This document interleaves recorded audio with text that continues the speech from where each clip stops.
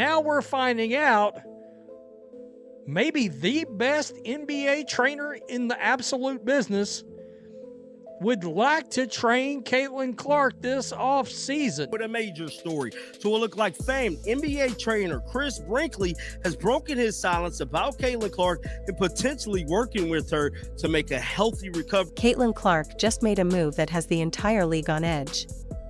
She's been spotted training with Chris Brickley, the renowned NBA skills coach who's helped legends like LeBron James and Kevin Durant stay dominant well into their late 30s. After a rookie season marred by injuries, Clark is completely reinventing her approach, and it's unlike anything the WNBA has ever seen. Her competitors should be nervous, because she's coming back stronger, sharper, and more dangerous than ever. But here's the question everyone's asking: does working with one of the NBA's top trainers give Caitlin Clark an unfair advantage over the rest of the WNBA? This is what I like to hear. This is what I like to hear. I'm all in. I'm all in on this move. I've been saying I want to see Caitlin Clark train with some new higher level elite training. I want her to get the hell away from Indiana as far as training. I don't want her practicing with Stephanie White. I don't want her working with the Indiana Fever training staff, even though they're getting a new senior advisor and all that. I don't want none of that. I think there's a few things that Caitlin, if she add these few things to her bag, she's definitely unstoppable.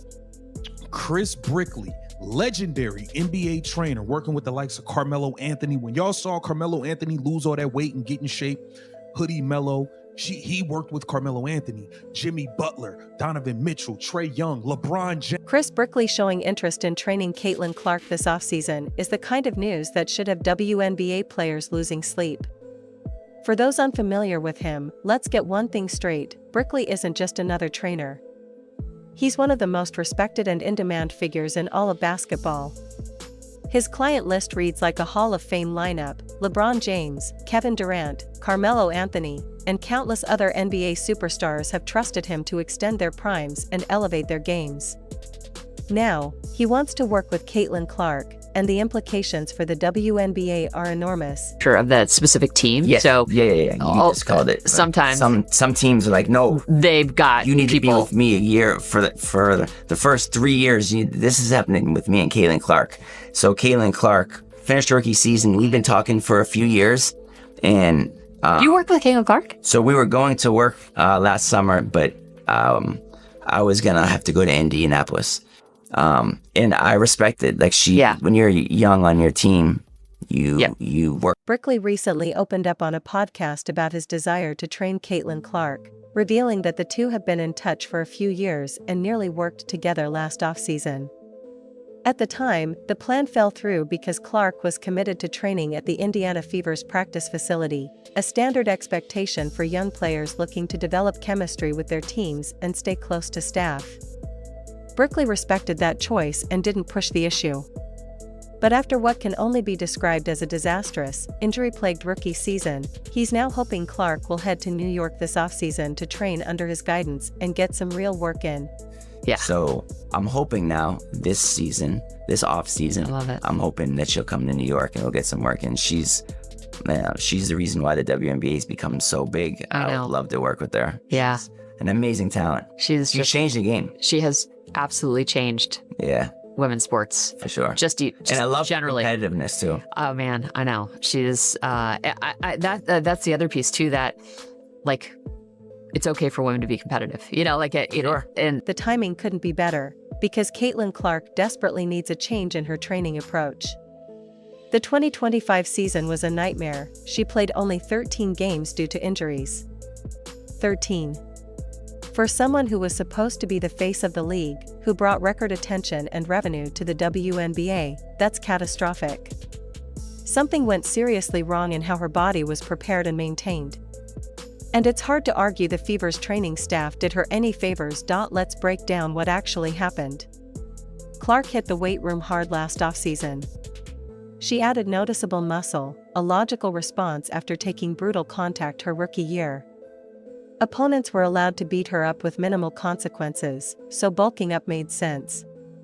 But here's the problem: adding mass without balancing mobility and neuromuscular adaptation can make an athlete more injury-prone.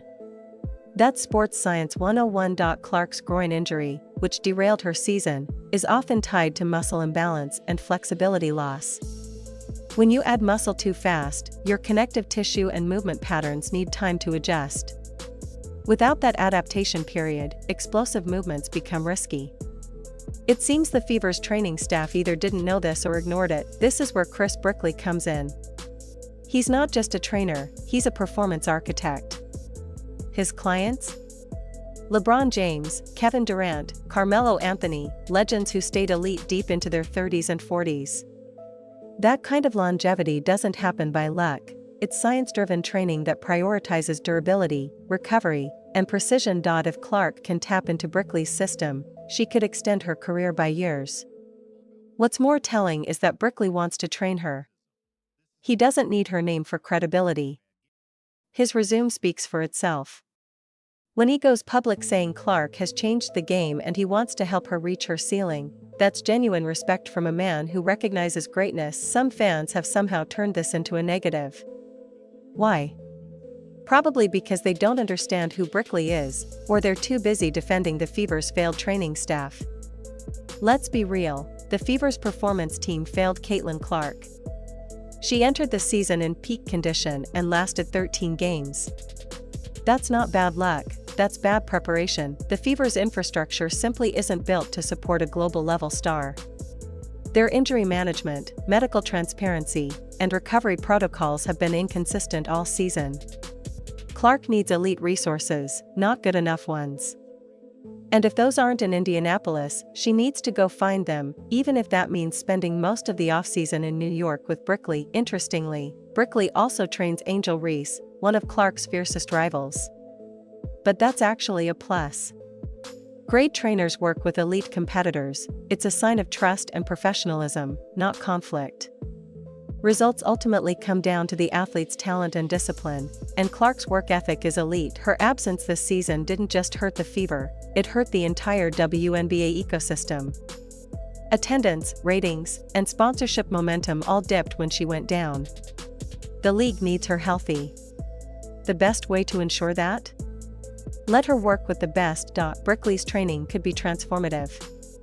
His methods build explosive strength without sacrificing movement efficiency. His players rarely suffer soft tissue injuries. They age gracefully.